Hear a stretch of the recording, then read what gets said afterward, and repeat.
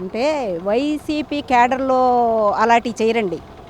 ఎవడైతే చెప్పాడో ఈ ఏబీ అన్నాడు, వీళ్ళు కానీ, ఈళ్ళు కూటమి ప్రభుత్వం గానీ చేసే పనులేంటంటే చెల్లి, చెల్లి, చెల్లి అనుకుంటా ఎళ్లి చెల్లెళ్ళ దగ్గరికి డొల్లుతారనమాట.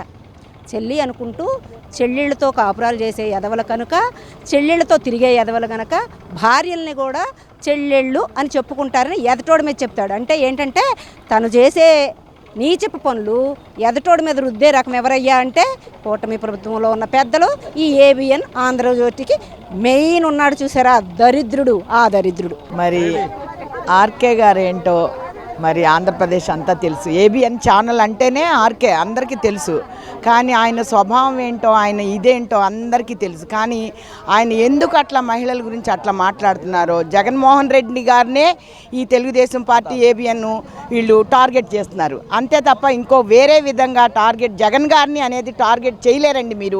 మీరు 100 తరాలు 100 శతాబ్దాలు ఎత్తినా సరే మీరు జగన్మోహన్ రెడ్డి గారిని టార్గెట్ చేయలేరు.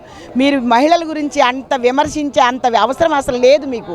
అసలు జగన్మోహన్ రెడ్డి గారి గురించి మీకు తెలిస్తే, రాజశేఖర రెడ్డి గారి గురించి తనయుడు ఆయన, మీరు అలాంటివి తెలిసి కూడా ఏబిఎన్ మీరేంటో నువ్వు చూసుకోలేవు.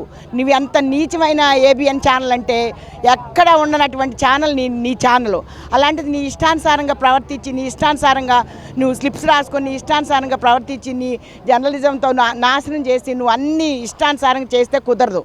మహిళల్ని కించపరచాలంటే నువ్వు మరి ముఖ్యంగా మీ తెలుగుదేశం పార్టీ ఏంటో అందరికీ తెలుసు.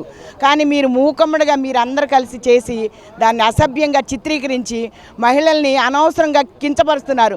మరి మహిళలు అంటే ఎన్ని దేశాల్లోనో భారతదేశం అంటే ఎంతో గొప్ప దేశం అని చెప్తారు. మీరు అలాంటిది మరి బుద్ధి జ్ఞానం ఉందో లేదో, మరి మహిళల్ని అలా కించపరచడం అనేది మీకు చాలా అసభ్యమైన మాటలు మాట్లాడుతున్నారు, అసభ్యంగా ప్రవర్తిస్తున్నారు. అది మాత్రం గుర్తుపెట్టుకొని జగన్మోహన్ రెడ్డి గారిని మాత్రం మీరంటే మరి మహిళలను చాలా ఇదిగా తీసుకొని దూరం వెళ్తామని మేము చెప్తున్నాం.